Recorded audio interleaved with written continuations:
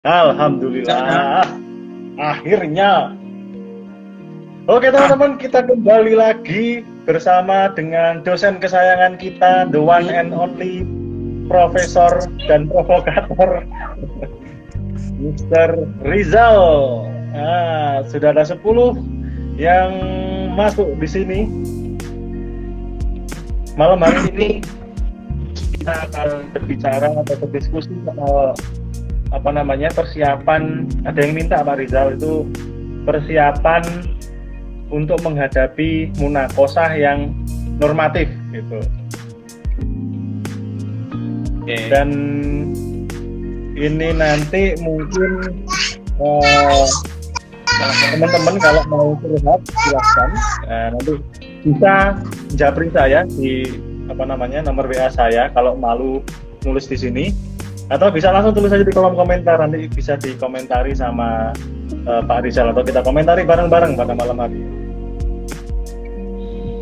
Oke, ya. Pak Rizal ini adalah salah satu dosen yang paling normatif ya. Apa-apa kalau penelitian hukum ya normatif. Katanya gitu. Gimana? Kenapa Pak Rizal kok harus normatif itu? Kenapa? Enggak lah, bukan yang paling normatif. Ini tadi ya soal teknis tadi ya, saya nge-lab sendiri tuh. Nah, nge-lab sendiri tuh ada yang tanya, adik saya tanya, apa lapo mas gitu kan? Karena saya nggak pernah nge-lab gitu kan. Ini mau ngapain gitu kan? Mau melakukan sesuatu di luar nalar atau gimana gitu ya. Sehingga saya harus live gitu. Padahal harusnya saya minta untuk bergabung gitu kan. Tapi mungkin tadi perlu di refresh kalau nggak salah gitu ya. Nah, alhamdulillah kita bisa berjumpa malam hari ini. Sebenarnya ini adalah kegelisahan dosen-dosen muda, termasuk Pak Fajar juga sebenarnya, yang tergabung dalam solidaritas untuk penelitian hukum saat itu, yang tadi di awal itu sudah pamer-pamer buku gitu ya. Nah tuh, walaupun kemudian kebalik itu, kalau di saya kebalik Pak Fajar. Jadi iya, balik ya. Ya kebalik ya. Ya, dan buku itu kayaknya sudah di-download, sudah lebih dari 500 download itu kalau kita cek di repositori ya. Dan itu sederhana sebenarnya, itu merangkai pendapat para guru-guru kita sebenarnya. Jadi bukan itu kita ngomong itu karya kita murni gitu ya, pikiran kita enggak, itu sebenarnya adalah menjahit saja dari pendapat para guru-guru kita yang sudah memberikan satu fondasi soal penelitian hukum gitu ya. Nah, dan kemudian penelitian hukum itu pada beberapa tahun terakhir perbincangannya itu mengarah kepada perbedaan ya. Jadi tadi yang disebutkan Pak Fajar ke bagian nulis empiris, kemudian saya ke bagian nulis normatif gitu ya. Nah, itu juga semakin memeruncing sebenarnya adanya perdebatan. Tetapi setelah saya baca-baca beberapa referensi yang yang relevan begitu, ternyata tidak perlu diperdebatkan kok. Harusnya tidak perlu diperdebatkan. Yang sampai kemudian mengarah kepada sesuatu hal yang sekiranya tidak relevan lagi hasilnya untuk diperdebatkan, hasil perdebatan itu. Tetapi itu menarik ketika kemudian kita berada pada ruang-ruang akademik yang kering akan diskursus gitu ya. Itu menarik. Itu dianukan lagi, dimunculkan lagi, dipercikan lagi lah apinya gitu ya. Bahwa ada empiris, ada normatif gitu ya. Saya kira solidaritas untuk penelitian hukum itu di kampus kita itu berhasil memercikan api itu ya, bahwa ada empiris ini, apa normatif. Bahkan kemudian ada komentar, wah kalau normatif itu berarti kita terkurung di dalam tempurung gitu katanya ya. Nah, saya bilang begitu. Tapi menarik itu yang perlu ya dalam ruang-ruang akademik gitu ya. Tetapi juga sebenarnya jauh dari itu ya kebermanfaatan, dan itu yang paling penting. Apapun yang kita pakai, misalkan normatif, empiris, itu kan bermanfaatan. Nah, saya sekarang geser ke apa yang disampaikan Pak Fajar tadi. Kenapa Pak Rizal normatif banget gitu ya? Bukan karena saya nulis artikel ya, paper soal itu ya, soal metode penelitian hukum normatif. Tapi juga karena, saya nulis dengan dengan Bu Ima ya, penulis keduanya Bu Ima. Bu Ima itu ketua solidaritasnya, dan penulis ketiganya adalah Pak Rizky Dermawan. Nah, Pak Rizky Dermawan inilah yang seharusnya tampil. Karena apa? Karena beliaulah yang punya secara dengan murid itu langsung ketemu gitu ya, dengan antara murid dan guru langsung ketemu gitu ya, dengan Prof Peter yang kemudian bukunya menjadi salah satu pegangan bagi saya untuk bisa membaca soal ternyata penelitian hukum itu harus normatif gitu kan, dan pasti normatif gitu. Harusnya Pak Rizky harusnya, atau kemudian yang tadi tanya ke saya, ngapain Mas kok live gitu kan. Itu yang tanya itu juga alumni itu juga. Saya kira nggak jadi soal kok kita milih normatif apa. Yang penting kemudian kebermanfaatan. Toh perdebatan ini sebenarnya nggak kalau saya baca artikelnya Pak Herlambang dengan Pak Widodo Dwi Putro, sebenarnya ini perdebatan soal perbedaan kampus saja sebenarnya, bukan ke ranah bukan ke ranah paradigma. Tetapi saya hari ini justru perdebatan ini menarik dari sisi paradigma. Nah, tadi siang ya Pak Fajar ya, tadi siang itu saya diskusikan, kita bertiga diskusi dengan yang dulu tadi itu dengan murid langsungnya Prof Peter ya, Pak Rizky itu, dan kemudian ada Pak Fajar, ada saya bicara soal filsafat. Jadi sampai ke situ gitu lah. Jadi menarik untuk diperbincangkan ya. Jadi kenapa kemudian normatif itu sudah pernah saya sampaikan, itu bisa dibaca lah di artikel saya. Coba saya memberikan beberapa poin saja ya. Yang pertama adalah kenapa perlu normatif. Sepanjang yang saya baca, atau kata Ibu Dr. Siti Nurhayati, itu sependek, karena kita bacanya nggak banyak gitu ya. Itu pendek aja. Ya, pendek aja ya. Jadi sependek pengetahuan saya dari beberapa bacaan-bacaan yang saya baca, bersyukur saya bisa punya waktu untuk membaca gitu ya, karena itu adalah kemewahan. Membaca itu adalah kemewahan. Kenapa normatif? Karena normatif itu bukan maksud untuk diartikan bahwa penelitian hukum itu ya meneliti soal peraturan perundang-undangan. Artinya sesuatu yang harus disahkan oleh penguasa itu hanya yang boleh dilakukan dalam penelitian hukum normatif. Ternyata tidak. Dan ternyata bukan hanya bukunya Prof Peter yang kemudian saya baca. Saya juga pamer juga Pak Fajar ya. Tadi yang saya baca tuh nih, kebalik nggak tuh? Nah, kebalik kayaknya ya. Kebalik. Ini yang penelitian hukum. Ya. Kayaknya Pak Fajar nggak punya, karena nggak boleh kayaknya Pak Fajar. Kan perdebatannya soal perdebatan kampus kayaknya dulu ya, kayaknya gitu. Kalau saya baca artikelnya yang yang saya sebutkan tadi. Ketemu nggak Pak Fajar? Nggak ada, ini aja sudah. Nggak ada. Oh iya, beda dong. Nggak boleh Pak Fajar pakai ini kayaknya ya. Itu ini. Kemudian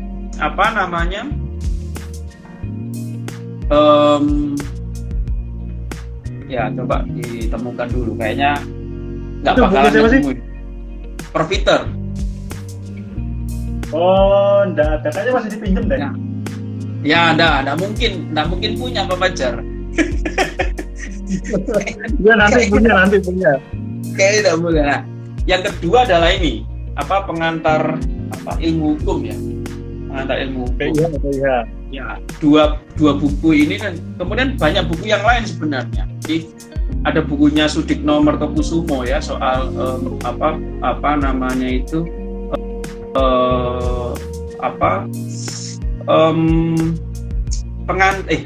mengenal hukum suatu pengantar atau kemudian penemuan hukum suatu pengantar itu juga punya Prof. Sudikno ya. Terus ini punyanya Prof. Sutanjo, Wigno Subroto yang diterbitkan oleh Intrans Publishing. Ini beliau adalah ahli sosiologi hukum kalau saya tidak salah ya. Nah, jadi bukan hanya bacaannya Prof. Peter saja, tapi ada buku-buku yang lain kemudian yang memperkaya soal perdebatan akademis ini. Satu tadi bahwa normatif itu bukan tadi peraturan perundang-undangan yang harus ditetapkan oleh penguasa ya.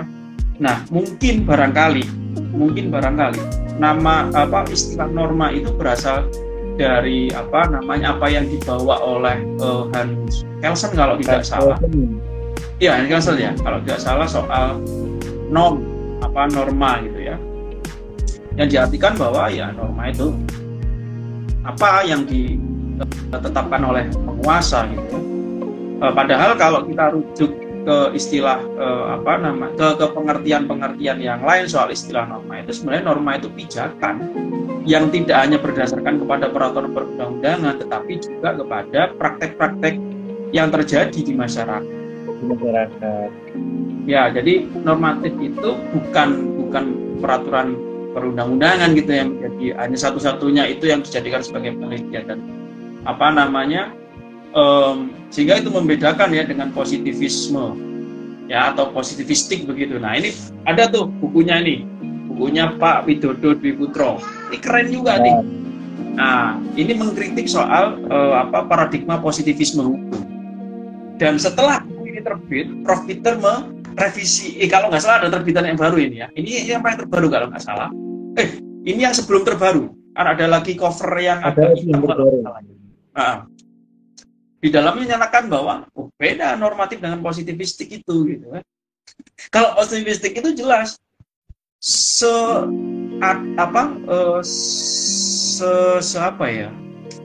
adil atau tidak satu peraturan perundang-undangan kalau dia sudah ditetapkan oleh penguasa, ya sudah itu yang kemudian dipandangkan. Nah, itu salah satu tuh pengertian positivisme. Tetapi kalau normatif enggak. Lebih luas dari itu. Walaupun kemudian dia ditetapkan oleh penguasa, tetapi kalau kemudian dia tidak adil, itu bukan hukum. Nah, itu satu poinnya bahwa normatif itu bukan soal peraturan perundang-undangan saja.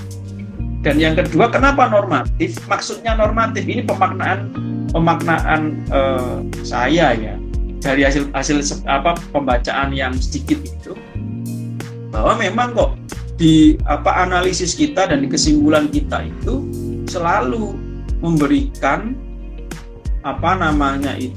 satu statement bahwa seharusnya itu begini loh. Ya kalau mau dibilang preskriptif ya, seyogyanya itu begini. Sering itu bimbingan saya misalnya,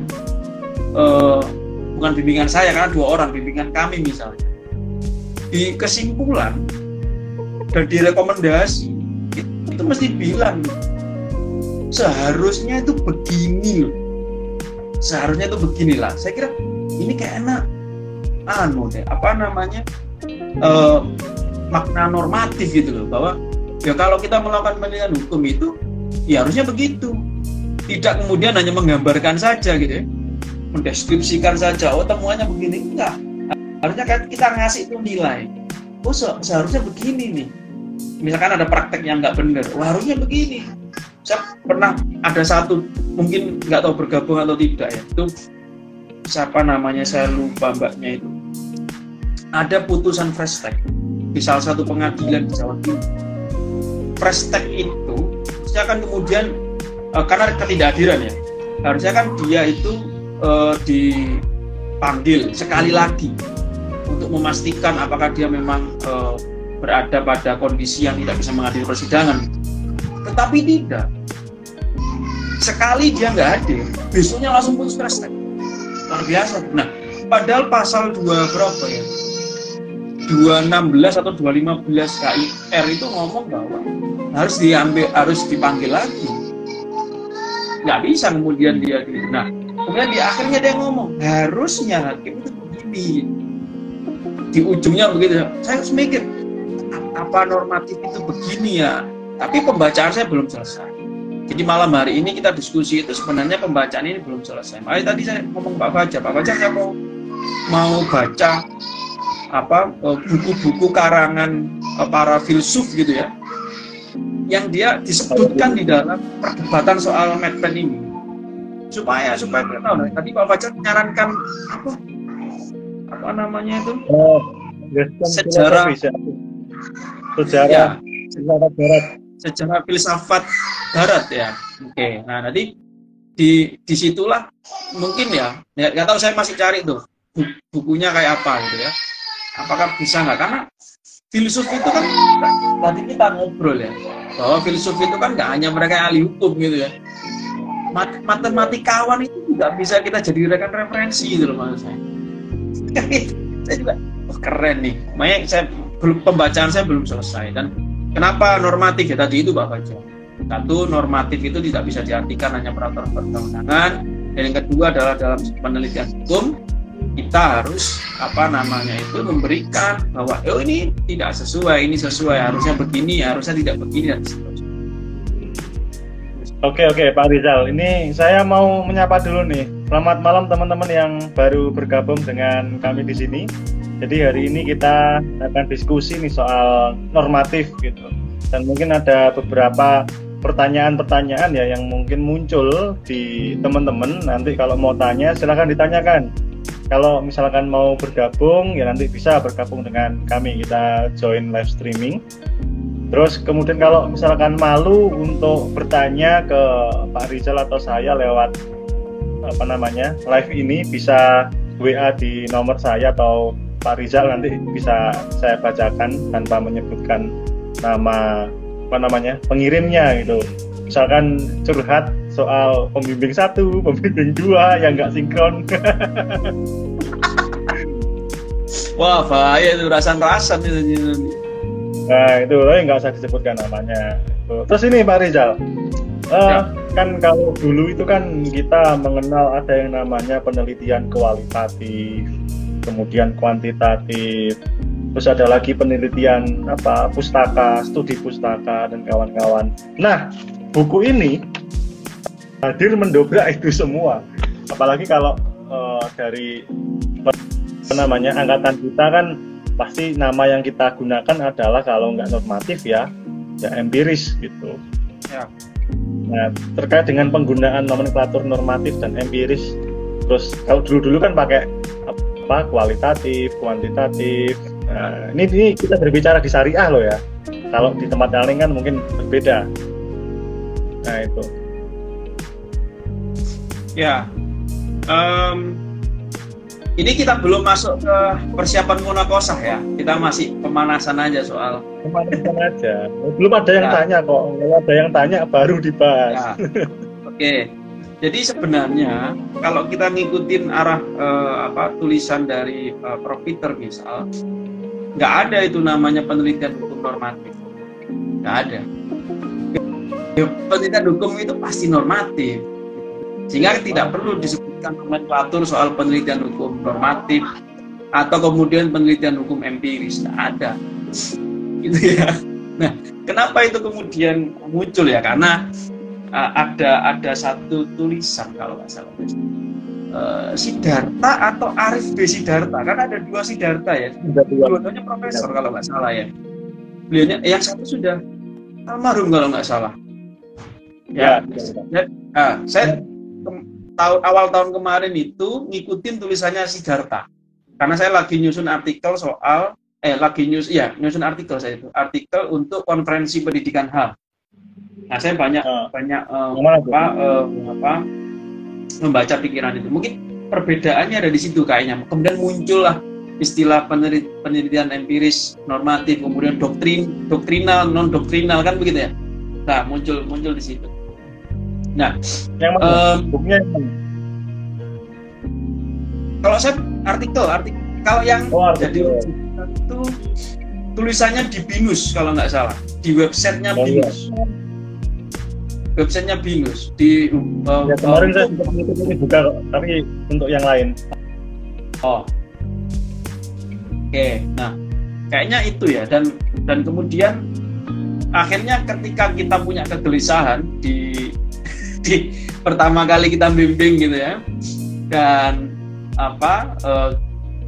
saya masih ingat tanggal berapa, 9 Maret ya 2022 itu kita bikin FGD, dan saya nggak ikut karena saya nggak hadir langsung karena posisi demam, kan saya demam tinggi, kemudian harus berada di rumah, tapi akhirnya bisa difasilitasi untuk Zoom atau Google Meet, saya lupa.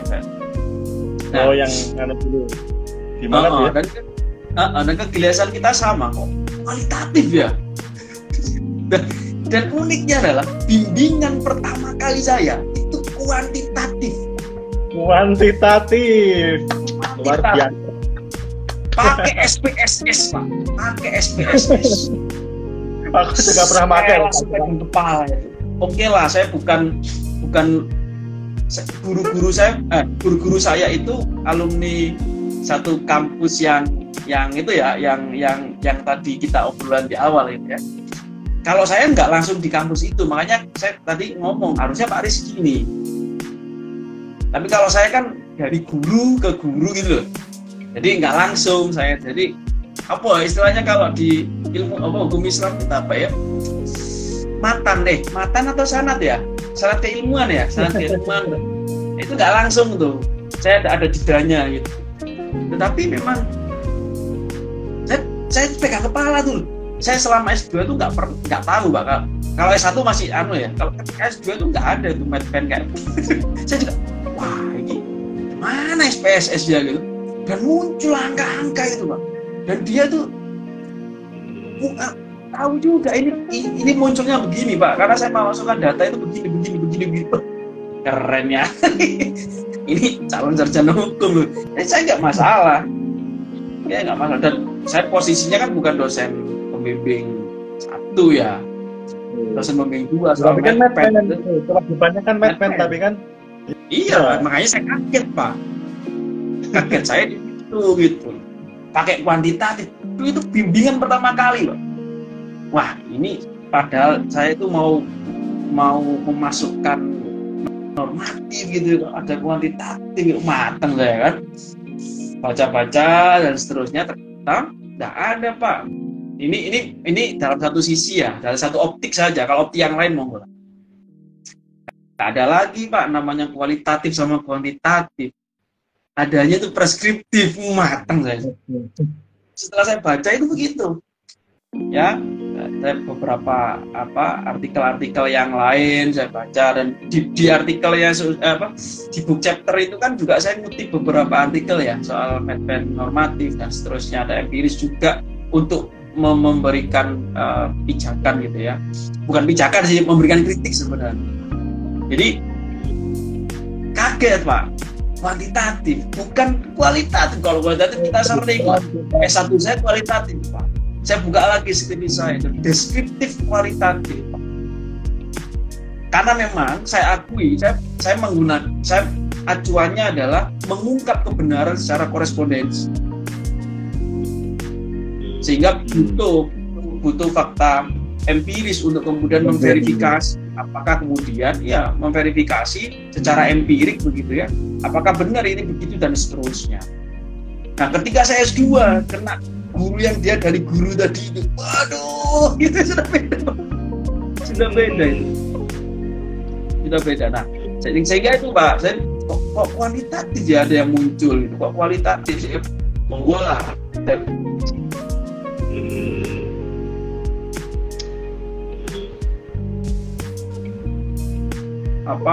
di tulisannya Pak Fajar kan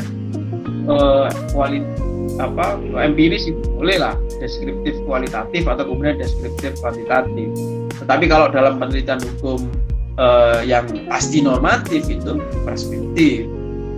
Seyogyanya begini, ya seharusnya begini dan seterusnya. Dan pembacaan ini belum berakhir. Saya ingin menemukan jiwa normatifnya itu sebenarnya di mana sih gitu. Filsafat itu kayaknya ya yang bisa. Itu sih Pak Fajar.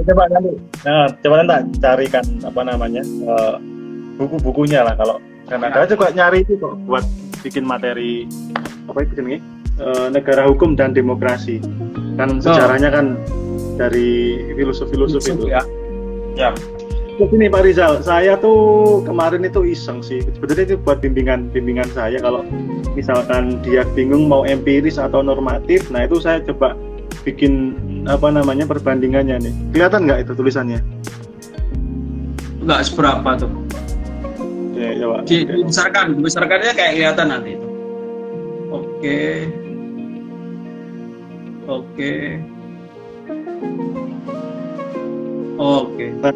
Coba kalian komentari. Normatif itu, maksudnya preskriptif itu sifatnya ya. Jadi sifatnya dia preskriptif. Nah kalau empiris saya nggak terlalu mendalam nih. Nanti mungkin bisa diadukan Pak Fajar ya. Empiris itu deskriptif, bisa jadi kan begitu ya. Bisa jadi kan begitu. Kenapa deskriptif? Karena kebenaran yang dicari adalah kebenaran korespondensi, Pak. Kalau preskriptif itu kebenaran koherensi. Nah, menariknya adalah soal kebenaran, ini korespondensi atau koherensi gitu ya. Kalau pilihannya penelitian hukum sesuai dengan referensi yang saya baca di karangannya Prof. Peter, maka itu kebenaran koherensi.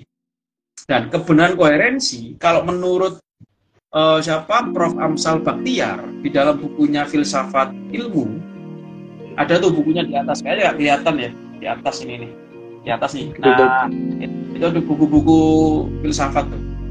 Nah, itu kebenaran berdasarkan aliran idealisme. Gitu ya, memandang sesuatu itu ya pada sisi-sisi yang ideal gitu. Nah, saya belum terima tuh.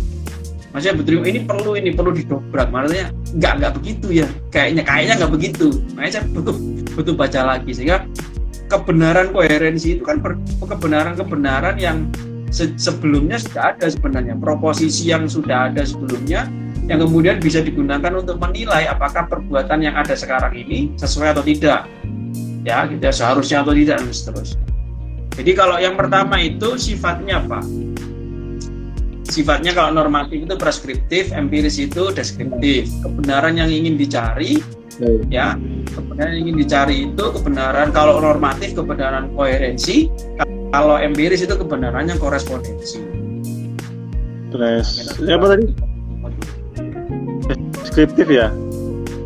Sifatnya deskriptif. Nah, jadi kebenarannya korespondensi. Ya. Kebenaran yang dicari kebenaran korespondensi. Jadi apa yang ada di lapangan ya sesuai hasil dari korespondensi kita di lapangan. Jadi tadi ini jadi kebenaran itu tidak mendahului fakta, Pak.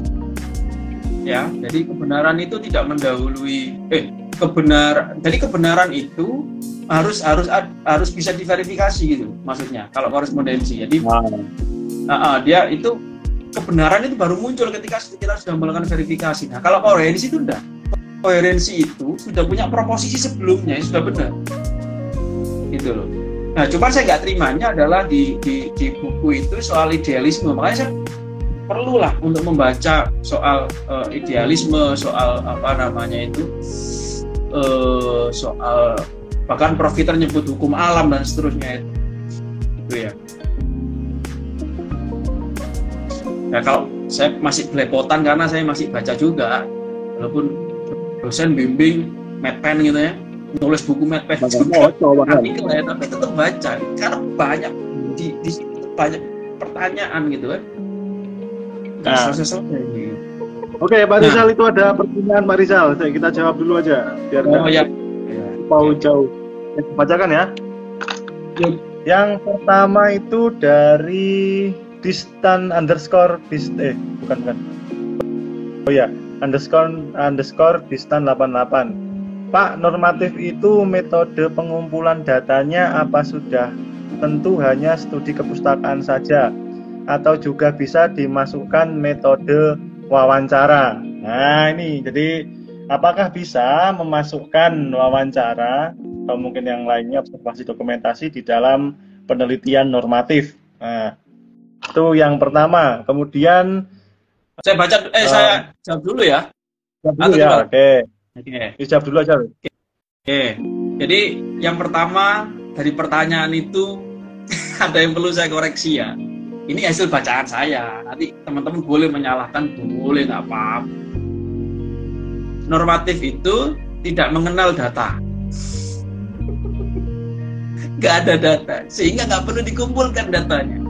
Kenapa nggak ada data? Data itulah yang kemudian perlu diempiriskan, diverifikasi dan seterusnya. Sehingga dalam normatif itu nggak perlu. Itu hasil bacaan. Tapi ya nggak apa-apa lah. Kalau kemudian teman-teman ya mungkin ya kita perlu banyak belajar, terus belajar maksud saya. Nah, hanya studi kepustakaan. Biar tambah tebel lah, masa nggak boleh? Ya bukunya biar nggak segini aja, gitu, bisa nambah-nambah lah gitu. Nambah lagi. Pengumpulan datanya sudah hanya studi kepustakaan. Jadi tadi ya kita nggak mengenal soal data di normatif itu, bahan hukum gitu. Kata-katanya begitu. Nah, nggak hanya kepustakaan, ya boleh teman-teman melakukan wawancara, boleh. Nah, cuman ada syarat. Teman-teman bisa baca tuh di buku yang tadi dipamerkan sama Pak Fajar tadi. Syaratnya adalah wawancara itu dilakukan terhadap ahli hukum. Karena kita kan sedang melakukan penelitian hukum. Gitu ya, wawancara yang dimaksudkan bisa dijadikan sebagai salah satu bahan hukum. Dan yang kedua adalah wawancara itu sebisa mungkin sifatnya kemudian tertulis. Dan itu diwujudkan dalam bentuk notasi-notasi hukum juga. Dalam bentuk mungkin kayak nota legal memorandum atau apa ya, yang sekiranya lebih sederhana lah ya, yang dari sifatnya tertulis. Jadi boleh wawancara dilakukan boleh, tetapi kemudian jangan melakukan wawancara. Nah ini perdebatan. Wawancara kepada masyarakat yang ingin kita tahu pandangannya seperti apa. Jadi harus orang-orang tertentu berarti ya. Ya, langsung saya, wah ini gitu. Tapi nggak apa-apa, untuk di fakultas kita nggak apa-apa. Cuman ya biar kita sebagai orang yang konsekuen gitu ya, orang yang menerima istilahnya ya, konsekuensi dari pembacaan ya harusnya sistematis. Kalau wawancara kepada orang yang secara kebutuhan penelitian itu tidak terkait dengan hukum misalnya, itu bukan nggak bisa sih, harusnya nggak dilakukan. Harusnya enggak. Jadi boleh wawancara boleh, tetapi ya itu Pak Fajar. Oke, lanjut ya di pertanyaan yang selanjutnya dari Aminatur Rosi. Izin bertanya, Pak, biasanya kalau penelitian hukum normatif terkadang bingung yang mau ditulis, utamanya pada bab analisis, berarti bab pembahasan ini ya. Yang saya tanyakan, isi dari bab analisis tersebut harus memuat apa saja, Pak? Ya, analisis. Pembahasannya. Oke, ya, jadi masalah kan ya? Ya, ada beberapa buku ya yang bisa dipinjam oleh teman-teman di perpus. Saya pernah dikirimin daftar buku hukum oleh kepala perpus ya. Saya pernah dikirimin satu kayak Excel begitu. Nah ternyata di situ ada kok buku-buku soal meten hukum yang kemudian bisa dipilih. Jadi pilihannya kayak Pak Fajar tadi ya, normatif atau kemudian empiris, itu ada. Nah, kalau kemudian pilihannya normatif misalnya, kami sudah tulis juga di buku yang book chapter tadi itu, bahwa kalau mau normatif analisisnya, maka teman-teman bisa menggunakan penalaran silogisme yang katanya gampang gitu ya. Yang katanya gampang itu sulitnya minta ampun gitu.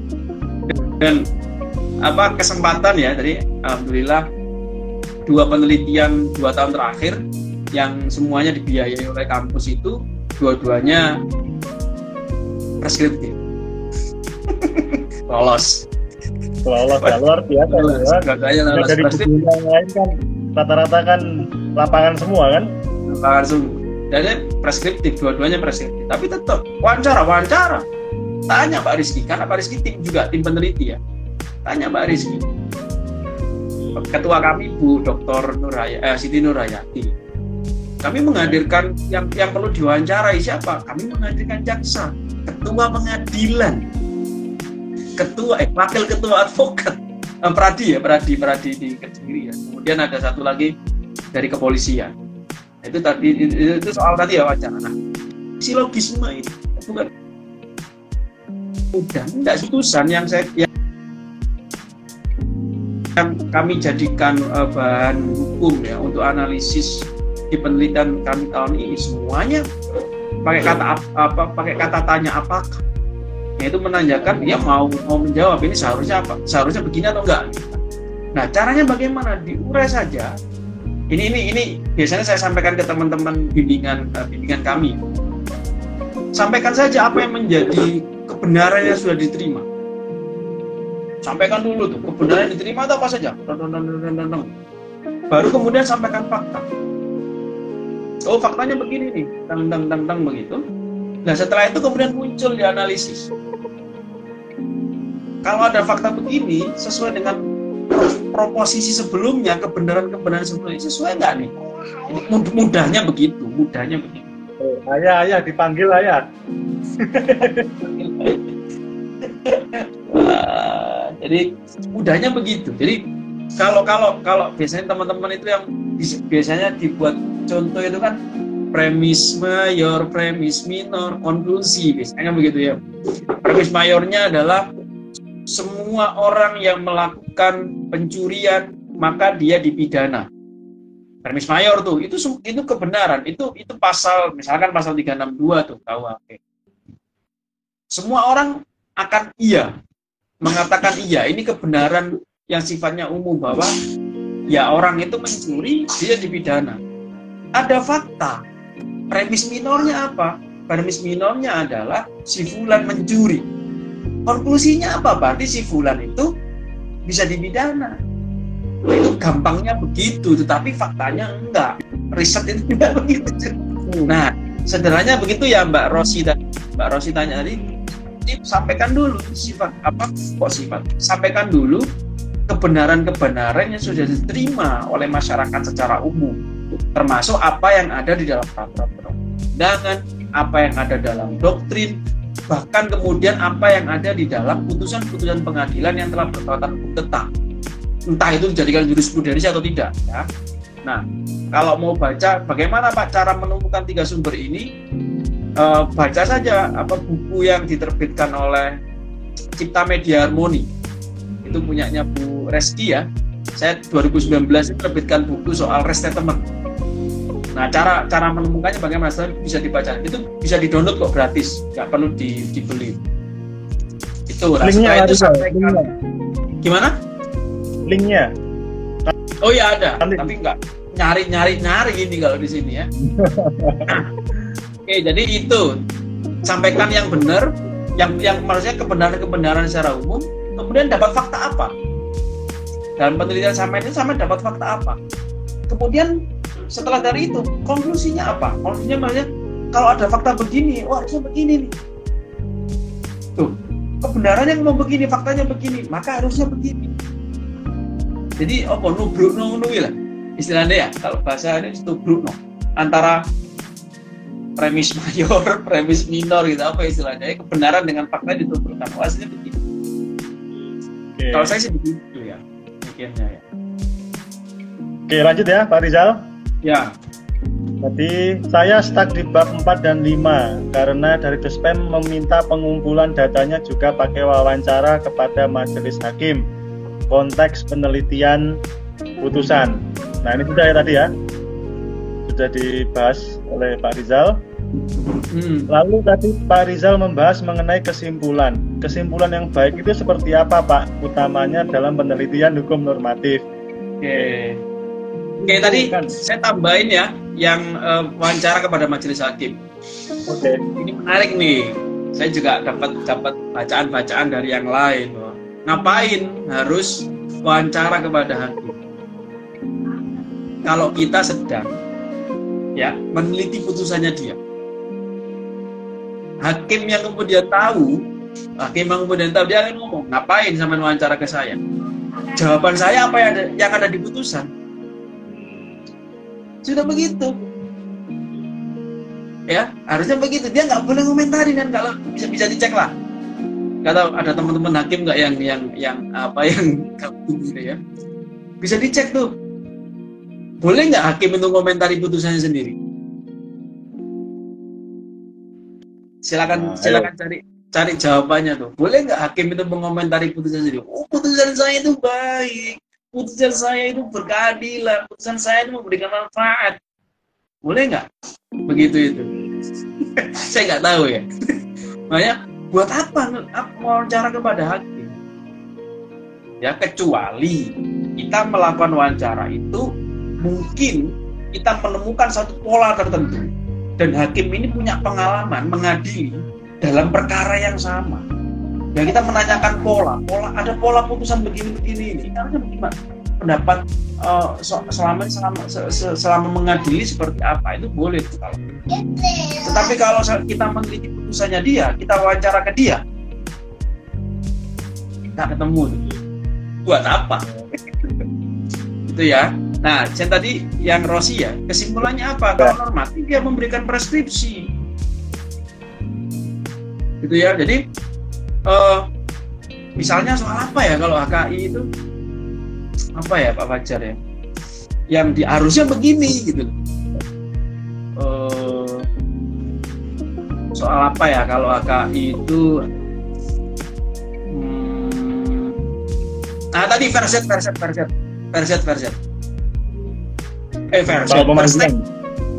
ya. Jadi dalam hukum acara di peradilan agama, kalau kemudian orang itu tidak hadir di pertemuan pertama, gitu ya, maka sesuai dengan pasal, saya lupa pasalnya, 215 atau 216 HIR, itu harus dipanggil lagi untuk kedua kalinya. Kalau kemudian dia kedua kalinya tidak hadir, boleh kemudian diputuskan secara fast track melalui pembuktian sebelumnya. Nah, di dalam skripsi bimbingan kami itu nggak muncul panggilan kedua kepada si tergugat, langsung kemudian pada sidang kedua langsung diputus cerai, langsung diputus fast track. Nah, di kesimpulan mahasiswa kami ngomong seharusnya hakim itu memperhatikan pasal yang disebutkan dalam ayat tadi untuk memanggil lagi tergugat untuk kedua kalinya, baru kemudian menjatuhkan putusan first take melalui didahului dengan proses pembuktian. Nah, itu kesimpulan yang normatif. Jadi seharusnya hakim yang nggak tahu tadi Mbak Rosi di anunya mana ya? Kita nggak boleh sebut nama ya untuk spamnya ya. Kita hanya soal materi konten kita. Kita hanya soal ternyata begini. Itu sih, Pak. Oke. Ya. Oke, saya lanjutkan kembali. Tadi ada pertanyaan juga ya selanjutnya. Izin bertanya Pak, kalau analisis yuridis apakah pendekatannya selalu perundang-undangan ataukah bisa pakai pendekatan yang lain? Nah, kalau ini saya nanya deh nih. Coba Pak Rizal, gimana Pak Rizal? Pendekatan. Maksudnya nih normatif kayaknya nih, analisis yuridis. Ya, saya juga nggak tahu juga ya. kenapa kemudian muncul analisis yuridis normatif, yuridis itu saya nggak tahu dasarnya apa gitu ya. Saya juga belum baca, mungkin saya nggak baca bukunya siapa gitu. Nah, kalau normatif ya perundang-undangan, sejarah, konsep, kasus dan perbandingan. Kalau empiris, bolehlah. Ini sesuai dengan apa yang ditulis di bukunya, di chapternya Pak Fajar nih, yang empiris. Jadi mungkin ini saya mengutip Pak, ini salah satu guru saya juga. Saya ngaku-ngaku lah, tapi ya memang ada saat itu dan sampai hari ini juga masih mengidolakan beliau gitu ya. Namanya Pak Herlambang.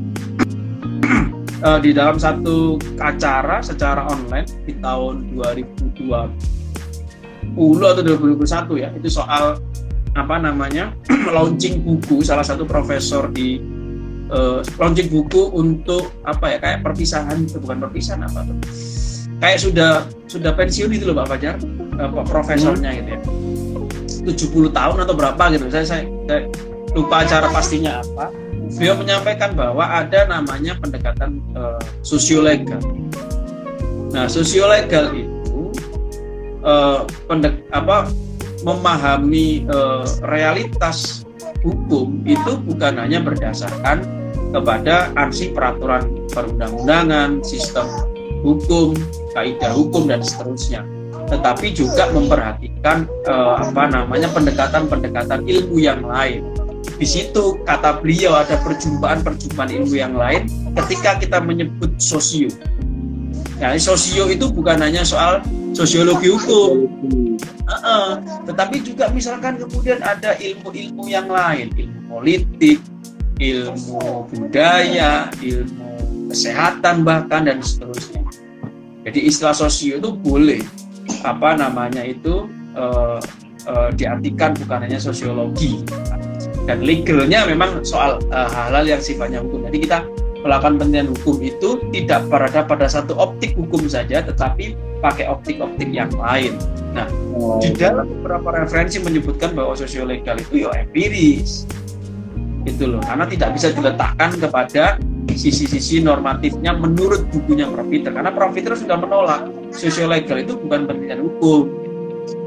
Ini saya baca bukunya saja gitu ya. Dan saya mengikutinya begitu. Nah, sehingga pemaknaan terhadap sosio tadi itu boleh apapun Mbak Fajar, boleh apapun. Jadi teman-teman pakai pendekatan ilmu agama misalkan nggak masalah, pakai pendekatan ilmu nggak masalah. Kalau empiris ya. Kalau normatif ya tadi itu sudah berapa? 5 Pak Fajar, sudah benar tuh. 5. Ya. Oke. Ada lagi? Oke, itu teman-teman, karena waktunya sudah menunjukkan pukul 8:30 ya, mungkin ini kita bisa sambung nanti next day. Fajar, saya kasih waktu ya. Apa? Sebentar. Ini ya. Oke. Ini teman-teman yang mungkin sudah semester 5 atau kemudian sudah semester 7, coba kemudian dibaca kembali buku-buku pengantar ilmu hukum, bukan hanya miliknya Prof. Peter, bukan hanya miliknya Prof. Sacipto Raharjo, bukan hanya kemudian yang lainnya begitu ya. Coba kemudian membaca soal 3 lapisan hukum. 3 lapisan hukum inilah yang menentukan sampean akan melakukan penelitian di tataran mana, gitu ya. Ini sekaligus biaran Mbak Fajar nyambung dengan rencana Mbak Fajar yang tadi sore soal kita akan membahas persiapan munaposai yang masih pakai baju putih itu. Ya. Artinya begini, teman-teman itu hari ini untuk skripsi itu berada pada lapisan dogmatika hukum. Dogmatika hukum. Atasnya? Dogmatika hukum. Jadi atasnya itu ada teori hukum. Atasnya lagi filsafat hukum. Itu. Jadi S1 itu dogmatika hukum, S2 itu teori hukum, S3 itu filsafat hukum. Kalau kita ngikutin itu, kalau kita mau ngikutin, kalau enggak ya terserah, nggak apa-apa wes. Tapi kalau kita baca itu konsekuensinya adalah pikiran kita menjadi tersistematis kan, gitu loh. Kalau hasil bacaan saya begitu. Jadi teman-teman sekarang berada pada dogmatika hukum. Nah, dogmatika hukum itu ya paling tidak kita ada 5 pilihan yang teman-teman bisa gunakan untuk persiapan ya mau mengajukan mini riset atau mau mengajukan sekedar konsultasi kepada dosen wali dan seterusnya ya. Ada 5 ciri ini bisa jadi masalah hukum. Yang pertama adalah dogmatika hukum itu pada tataran yang awal ya di studi hukum. Yang pertama ada kekosongan hukum apa enggak? Itu ya. Ini racunnya mulai masuk nih. Ada kekosongan hukum enggak? Kemudian yang kedua adalah ada kejelasan hukum enggak di sini? Kemudian yang ketiga adalah ada perbedaan penafsiran atas fakta atau tidak? Ya. Kemudian yang keempat itu ada kesenjangan antar hukum atau tidak? Atau yang kelima, ada kesenjangan antara hukum dengan fakta sosialnya atau tidak? 5 ini satu diulangi lagi Pak, lagi. Ini kayaknya teman-teman nyatet ini. Oke ya. Jadi kalau mau menemukan masalah hukum yang mau dikonsultasikan kepada dosen wali, supaya dosen wali juga punya kepastian bahwa oh ini ada masalah nih, kan biasanya teman-teman kan begitu. Ini masalahnya apa? Bukan judulnya apa. Kalau saya nggak pernah nanya judul itu terserah nanti ketika sudah ketemu masalah sama rumusannya. Ya, masalahnya itu apa? Pilih dari 5. Ini kalau normatif nih. 1. Ada kekosongan hukum nggak? Jadi ada satu peristiwa hukum, ada satu peristiwa tapi peristiwa itu tidak ada hukumnya. Ya, tidak ada hukumnya. Kedua, ketidakjelasan hukum. Kekaburan, sama ya? Bisa jadi. Pokoknya jangan menyebut kekaburan norma. Nggak ada itu kekaburan norma. Norma itu lebih tinggi daripada aturan. Adanya adalah kekaburan aturan. Hukum yang saya maksud adalah hukum positif ya, hukum positif. Kemudian yang ketiga, ada perbedaan penafsiran atas fakta. Biasanya ada di beberapa putusan pengadilan biasanya. Yang keempat, ada kesenjangan antar hukum positif. Jadi hukum positif yang satu itu ngomong begini, hukum positif yang satunya ngomong begini, tetapi derajatnya harus sama Pak. Sama-sama undang-undang. Ya, jadi sama-sama undang-undang. Jadi undang-undang satu ngomong begini, undang-undang satunya ngomong begini. Nah ini ada kesenjangan antar hukum. Itu yang keempat. Atau yang kelima, ada kesenjangan antara hukum dengan fakta sosialnya. Jadi hukumnya ngomong begini, tapi faktanya enggak tuh. Nah itu banyak itu, biasanya teman-teman menemukannya di situ yang paling banyak. Yang selama ini kami bimbingan itu yang paling banyak di situ. Nah silakan pilih itu. Yang kelima tadi apa? Yang kelima, kesenjangan antara hukum dengan fakta sosialnya. Nah silakan dipilih itu. Ya, kemudian kalau yang ada aturan yang bertubrukan tuh masuk yang mana? Kesenjangan antar hukum. Keempat, kesenjangan antar hukum. Yang keempat ya. Oh ya. Nah, jadi itu ya yang bisa saya bagi, dan ini masih perlu pembacaan lebih lanjut, tetapi ini bisa dikembangkan gitu ya. Artinya monggo lah teman-teman, pokoknya itu memaksa ya. Artinya alternatifnya 5 lah. Monggo kalau mau menggunakan sisi-sisi normatif ya tadi itu. Dan kita posisinya sekarang ada di dogmatika hukum, bukan di teori hukum. Kalau teori hukum S2. Nggak tahu kalau teman-teman ada yang nggak percaya, nggak ada itu lapisan hukum. Semua sama. Kita boleh S1 pakai filsafat, matang dong. Itu tataran S3 mengundang Bu Nurma ini ya, biar diskusi kita itu semakin hangat gitu. Filsafat itu beliau itu perlu pengkajian soal filsafat itu kan. Nah, saya kira itu sih Pak Fajar. Jadi kita tahu memposisikan diri di mana? Dogmatika, teori, atau kemudian filsafat. Nah, yang kita bahas malam hari ini itu dogmatikanya. Ya, ada lapisan yang paling bawah katanya ya, dogmatika apa? Soal praktek hukum, soal hukum itu seperti apa di masyarakat dan seterusnya, kalau nggak salah begitu. Dan kalau kita sudah posisinya di dogmatika hukum, maka pilihan isu hukumnya itu paling tidak ada 5 tadi. Monggo lah. Kalau Prof. Fitrat cuma 3. Kekosongan, ketidakjelasan, sama perbedaan penafsiran atas fakta. Perbedaan penafsiran. Ya, 4-5 itu nggak ada.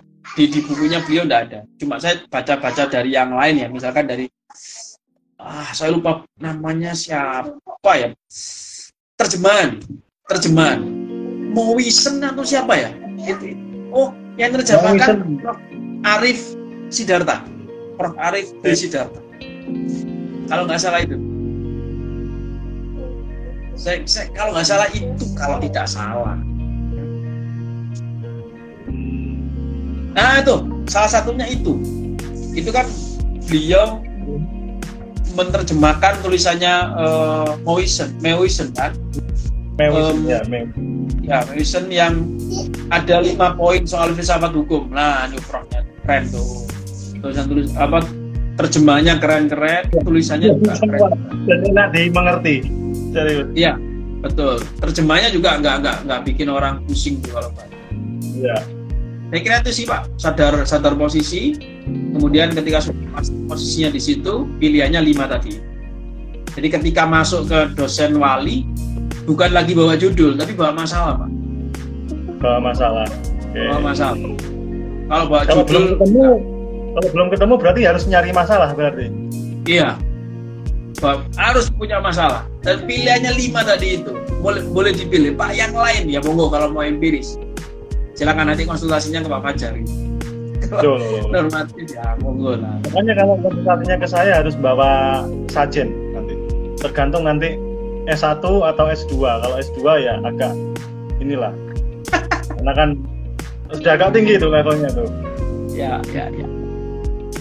Oke, teman-teman itu tadi ya. Ya.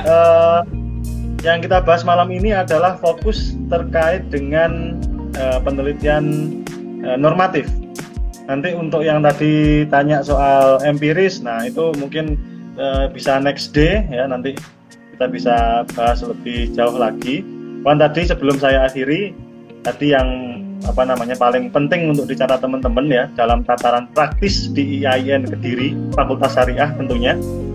Itu kalau datang ke mana dosen ya, itu jangan bawa judul, tapi bawa isu, bawa fenomena gap.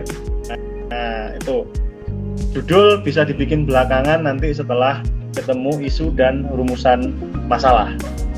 Kemudian tadi Pak Rizal juga bilang bahwa ada 5 hal yang kemudian bisa dijadikan dasar teman-teman untuk menyusun atau menemukan isu hukum. Itu yang pertama ada kekosongan hukum, kemudian ada ketidakjelasan ya atau kekaburan hukum.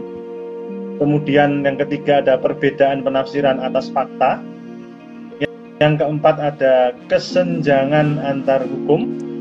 Dan yang kelima ada kesenjangan antara hukum dan fakta sosial. Oke, itu ya Pak Rizal untuk malam ini. Nanti kita bisa lanjut next day untuk yang isu-isu yang lain. Kalau mau bahas isu normatif lagi, mungkin teman-teman bisa kasih DM gitu ya. Nah, nanti biar teman-teman juga ada aktivitas diskusi. Jadi diskusinya itu jalan, jadi nggak hanya kita berdua aja. Itu lebih enak. Oke, Pak Rizal, kata-kata terakhir untuk malam ini, pantun mungkin. Nggak ada lah. Tadi itu sadar posisi, bawa masalah. Bawa masalah. Udah. Jangan tadi itu dogmatika hukum harusnya, tapi kemudian bawa filsafat. Nah, itu pusing tuh itu. Ya, sadar posisi, bawa masalah. Oke, sekali lagi terima kasih kepada Bapak Profesor Provokator Alah, belum lah. Khairul Rizal. Jauh. Ya, selaku dari peneliti Puskumham ya, ini adalah salah satu bagian dari kegiatan dari Pusat Studi Hukum dan Hak Asasi Manusia yang untuk sementara ini nanti saya bisa menghandle di sini. Nanti kalau sudah jalan lebih smooth, insya Allah nanti kita akan geser ke akunnya Puskumham seperti itu. Oke teman-teman, karena waktunya sudah 20.45 ya, nanti kita istirahat dulu, kita ngecas power ya, ngisi tenaga biar besok bisa kembali fit. Untuk teman-teman juga jangan begadang ya, karena begadang itu tidak baik untuk kesehatan. Enak tidur aja sebetulnya. Oke, itu dia. Nah, ini ada Mas Lutfi Rizal ini. Nah, harusnya ini tuh yang gabung. Ini muridnya langsung Prof. Bersama dengan Pak Rizky tadi. Ini baru muncul kayaknya nih kalau yang di sini tadi Ya, barusan. tadi juga muncul pas saya live sendirian tadi itu, yang mau nyoba itu muncul. Harusnya dia yang tampil juga karena muridnya langsung gitu. Kalau saya kan murid dari murid gitu kan, enak. Oke, nanti kita aja Rizal Brother ini biar ini. Oke, teman-teman, terima kasih banyak ya. Saya akhiri. Apabila ada hal-hal yang kurang berkenan di mata, di hati, dan di telinga kawan-kawan semuanya, saya mohon maaf yang sebesar-besarnya. Saya selaku host undur diri. Wassalamualaikum warahmatullahi wabarakatuh. Bye. Yuk, makasih Pak Fajar. Sama-sama.